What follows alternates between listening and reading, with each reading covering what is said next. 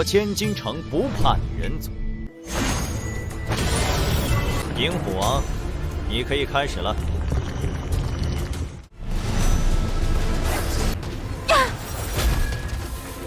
大威金身法。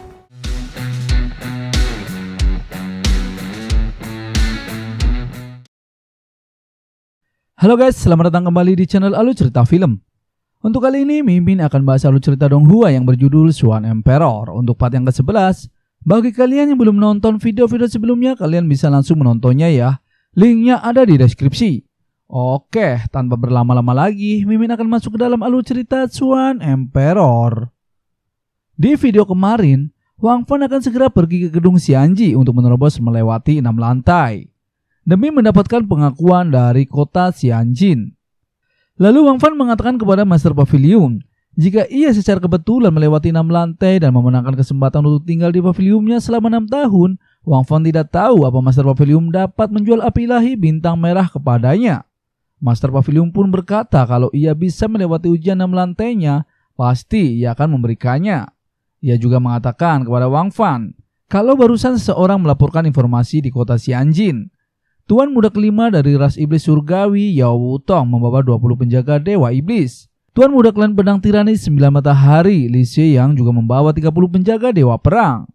Paling lambat mereka akan tiba besok dan mereka semua datang ke kota Xianjin hanya demi Raja Harimau Perak.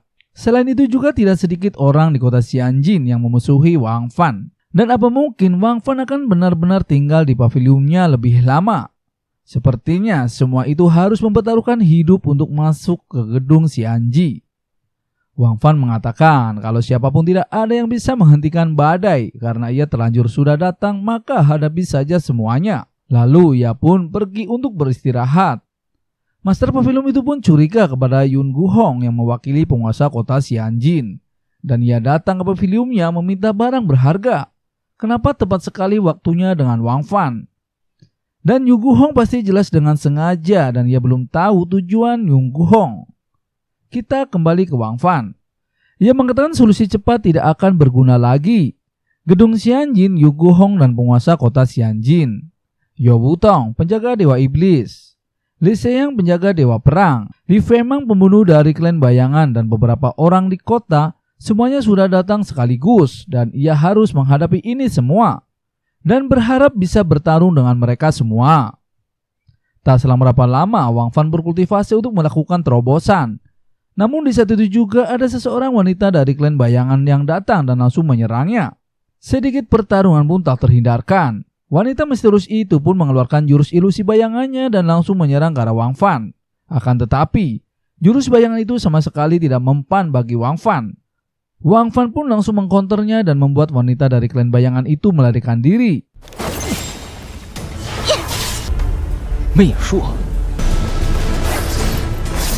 Dan jurus bayangan itu memiliki 6 tubuh palsu untuk membingungkan lawan. Dan karena itu palsu ditakdirkan tidak menjadi kenyataan. Perbedaan keduanya hanyalah vitalitas. Jurus ilusi bayangan dengan metode pernafasan khusus akan membuat pernafasan sulit didengar. Apalagi sekarang suaranya ditutupi dengan suara angin dan hujan. Efeknya jadi lebih jauh dan untuk menghancurkannya tidaklah sulit. Seketika Wang Fan pun tahu tubuh yang asli dari bayangan itu. Di saat bersamaan, Master Pavilion pun datang dan langsung menyerang ke arah wanita misterius dari klan bayangan itu. Dan membuatnya terluka dan terjatuh. Wang Fan pun tidak menyangka kalau Master Pavilion ternyata berada di tahap awal ranah ritual roh ungu.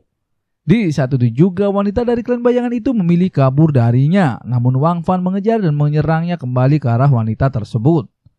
Dan di saat wanita misterius itu meminta tolong, datanglah Li Fengmang dan langsung menolongnya. Ia mengatakan kalau ia memilih mati untuk melindungi teman-temannya, bukan melanggar aturan kota Xianjin. Ia pun langsung mengeluarkan kemampuannya yaitu teknik tubuh emas raksasa dan tinju 10.000 hati. Wang Fan pun langsung mengkonternya dengan kekuatan harimaunya. Mereka pun saling terpental dan terluka. Tak selang berapa lama, kelompok dari klan iblis surgawi pun datang. Dan Yao Wutong mengatakan kepada Wang Fan dapat bertahan hidup di tangan pembunuh bayangan dari ras iblis surgawinya tidaklah mudah. Tidak terbunuh itu jarang sekali dan Raja Harimau Perak membuat hatinya bergerak. Lalu Yao Wutong memutuskan untuk memenggal kepala Wang Fan. Wang Fan tahu kalau Yao Wutong mempunyai kemampuan di ranah Hitpal Roh Ungu tahap awal.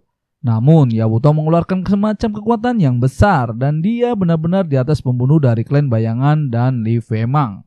Wang Fan mengatakan kepada mereka kalau besok ia akan masuk ke gedung Xianji, juga menyambut semua orang yang untuk menontonnya.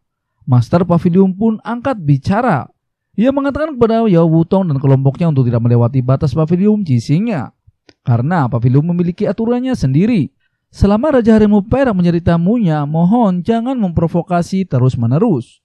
Kesabaran Pavilion Jixing juga ada batasnya. Lalu Yao Wutong mengatakan kalau Master Pavilion telah berani mengancamnya. Master Pavilion pun menjawab kalau ini adalah kota Xianjin dan bukan wilayah ras iblis surgawi. Pembunuh klan bayangannya telah membunuh 2 kali berturut-turut. Jika mereka melakukan ketiga kalinya, maka Nona Liu Diyi akan mengatakannya di sana. Ia akan menggunakan kekuatannya untuk berburu mereka semua di kota Xianjin. Kalau tidak percaya, mereka bisa mencobanya. Mereka pun semua terkejut dan ketakutan.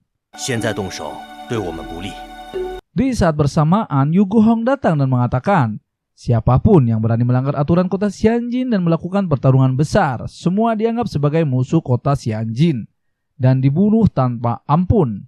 Li Fengmang mengatakan kepada Yao Wutong untuk tidak bertindak gegabah, karena Raja Harimau Perak besok akan masuk ke dalam menara Xianji. Karena percobaan menara Xianji berhubungan dengan penguasa kota Xianjin, yaitu Zhao Hantian, dan jangan sampai membuat marah Zhao Hantian. Seketika itu Yao Wutong berbicara kepada ayahnya lewat kekuatan telepatinya. Ia berkata kalau ia sudah berada di kota Xianjin. Namun tidak ada dewa bela diri yang datang untuk menyerang ke arah Raja Harimau Perak. Lalu ayahnya mengatakan untuk jangan memprovokasi Raja Harimau Perak jika tidak mau mati. Li Fengmang juga mengatakan kalau menara Xianji belum dibuka selama 10 tahun. Takutnya perjalanan kali ini di kota Xianjin terkait dengan menara Xianji. Dan di dalam menara tersebut hidup dan mati tidak menentu. Kemungkinan Raja Harimau Perak akan mati di dalam sana. Jadi semuanya tidak usah khawatir. Di sisi lain, klan Dewa Angin Feng Feiliu memberi hormat kepada ketua klannya. Ia mengatakan kalau pembunuh dari klan bayangan yang mengincar Raja Harimau Perak ia sudah memeriksanya. Kalau Raja Harimau Perak adalah master tingkat tinggi. Raja Harimau Perak tidak sengaja bisa mengalahkan pembunuh dari klan bayangan sendirian. Ia juga menghancurkan jurus ilusi bayangannya. Adapun Li Fengmang, Raja Harimau Perak sengaja menekan kekuatan Li Fengmang. Kalau tidak, ia juga akan dipukuli sampai mati. Tuan muda dari klan Dewa Angin itu pun mengatakan kalau Raja Harimau Perak benar-benar saja sangat menakjubkan dan ia sangat menantikan untuk bertarung dengannya.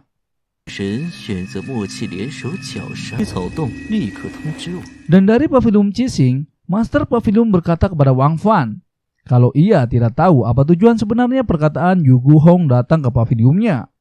Lalu Wang Fan menjelaskan kepadanya kalau Yu Guhong juga menerobos menara Xianji. Menara Xianji selama era persaingan 100.000 ras ini merupakan tempat di mana ras Xianji memberikan pengalaman untuk para generasi baru dari berbagai ras. Karena ini adalah pengalaman, tentu saja orang yang datang ingin melihat seberapa kuat dirinya. Wang Fan juga mengatakan bahkan jika bukan karena api ilahi bintang merah, jika ia tahu sejak awal ada menara Xianji di kota Xianjin, ia juga pasti akan mencobanya. Karena itu adalah kesempatan langka untuk mendapatkan pengalaman menghadapi jenius yang hidup di era 100.000 ras. Nona Liu Diyi juga mengatakan kalau ia akan melindungi Wang Fan dan tidak akan membiarkan siapapun mengusiknya.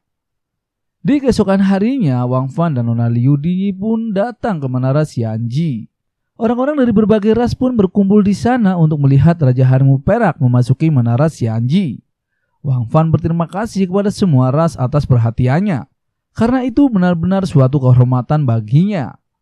Lalu Yao Wutong mengatakan kepada Wang Fan kalau kematiannya akan segera datang, tapi masih bersilat lidah dan kedatangannya mereka hanya untuk kematian Raja Harimau Perak. Yao Wutong juga mengatakan kalau Wang Fan harus mempertimbangkan betapa menyedihkan dirinya. Percaya atau tidak, ia akan membunuhnya sekarang. Wang Fan pun menjawab dengan santainya kalau ia tidak bisa membunuhnya.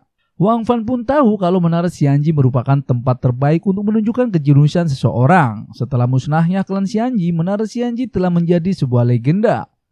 Dan ia tahu kalau menara itu penuh dengan misteri di dalamnya yang sangat menakjubkan. Ia juga mengatakan kalau lantai 9 Menara Xianji pada era persaingan 100.000 ras seharusnya menjadi standar pelatihan para jenius pada saat itu. Dan lantai 21 merupakan lantai tertinggi di Menara Xianji. Dasarnya adalah 9 lantai, masih ada di lantai 15 dan lantai 21. Hanya dengan melalui tingkat dasar lantai 9, dengan begitu dapat memenuhi syarat untuk menerobos Menara Xianji lainnya yang sangat sulit untuk diambil. Selain itu, dengan melewati tingkat dasar itu juga berarti sama seperti seorang jenius dalam era persaingan 100.000 ras. Dan itu adalah jenius biasa. Di saat bersamaan ada seseorang yang mengatakan kepada Wang Fan kalau tidak mengerti jangan bicara. Ini adalah gedung Xianji yang paling sulit saat itu. Selama 50 tahun di kota Xianjin tidak ada yang berhasil melewati lebih dari lantai ke-7. Tapi Raja Harimau Perak berbicara yang melewati lantai 9. Dan yang bisa melewati lantai 9 hanyalah jenius pada era saat itu. Ia juga mengatakan kalau kata-kata Raja Harimau Perak penuh dengan omong kosong. Lalu Wang Fan harus bisa melewati lantai 9.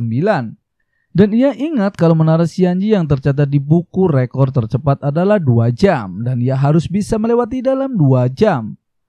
Seketika itu Yu Guhong datang dan mengatakan, Raja Harimau Perak dari ras manusia, dan ia bertanya kembali kepada Wang Fan untuk terakhir kalinya. Kalau Raja Harimau Perak mewakili pavilion Qixing untuk memasuki Menara Xianji. Dan semua itu adalah benar. Ia juga mengatakan untuk tidak menyesalinya. Yu Guhong juga menjelaskan aturan yang ada di kota Xianjin. Yaitu harus melewati 6 lantai baru dianggap lulus. Dan jika berhasil melewatinya, pavilion Qixing dapat tinggal di kota Xianjin selama 6 tahun. Jika melewati 7 lantai dapat tinggal selama 10 tahun. 8 lantai dapat tinggal selama 11 tahun. Dan jika berhasil melewati lantai 9 dapat tinggal selama 30 tahun tanpa syarat. Namun jika Wang Fan mati di dalam Menara Xianji tidak bertanggung jawab. Dan kota Xianji-nya tidak takut dengan ras manusia, tapi juga tidak mau bertanggung jawab. Wang Fan pun langsung mengerti dan akan segera memasuki ke menara tersebut. Yu Guhong pun membuka batu roh untuk menguji ranah. Karena Menara Xianji akan didasarkan pada masing-masing ranah seseorang. Selain itu dapat membuat pengaturan untuk setiap levelnya. Seketika itu Wang Fan pun maju dan menghampiri batu roh tersebut. Ia pun menempelkan tangannya untuk menguji tingkatan ranahnya. Dan langsung memasuki ke dalam menara. 平时测试竞技可以开始了。 小心。 Lalu apa yang terjadi selanjutnya Mimin akan bahas di part berikutnya ya. Terima kasih.